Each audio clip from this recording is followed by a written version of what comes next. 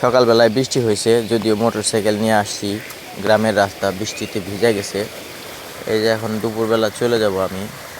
এখন যাইতে পারবো কি না, অনেক কষ্ট হবে এই গ্রামে কেদার মধ্যে এগুলো নিয়ে যেতে, মোটরসাইকেল নিয়ে যেতে। এখানে দেখছেন ক্ষেতের সব পানি, এদিকে বাড়ির সব পানি এদিক দিয়ে নামতেছে। আর আমার মূল আকর্ষণ এই যে মূল আকর্ষণ ওই যে পুকুরে মাছ ছাড়া দেখি পুকুরে যা কি পরিমাণ পানি বাড়ছে। এই যে আমগুলো রাস্তা দিয়ে পড়ে আছে। সকাল 6টা থেকে প্রচুর বৃষ্টি হলো, প্রচুর বৃষ্টি আর বজ্রপাত। ঘুম ভেঙে গেছে বজ্রপাতের শব্দে সকাল 6টায়।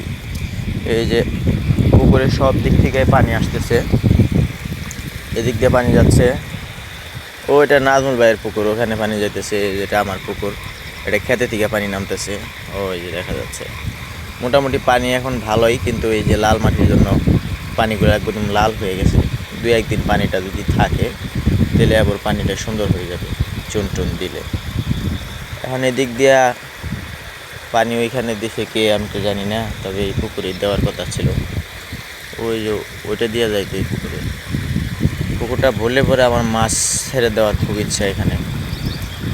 আর যেহেতু এখন পর্যন্ত সেরকমভাবে ভরে নাই, তো আরও কিছুদিন অপেক্ষা করি, বৃষ্টি আরও হোক। আর ধান ক্ষেতের অবস্থা দেখেন। আমার পুকুরে যে ধানগুলো বোনা হয়েছিল সেগুলো অলরেডি পাকা শুরু করছে। অল্প কিছুদিনের মধ্যে এগুলা কাটা যাবে।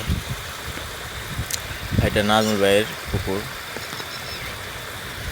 বেশ ভালোই। পুরো খেতে কিন্তু ধান ভালো হয়েছে। ওটা হলুদ হলুদ হয়ে গেছে। কিছুদিনের মধ্যে 1 মাস 1.5 মাসের মধ্যে ধান কাটা শুরু হবে।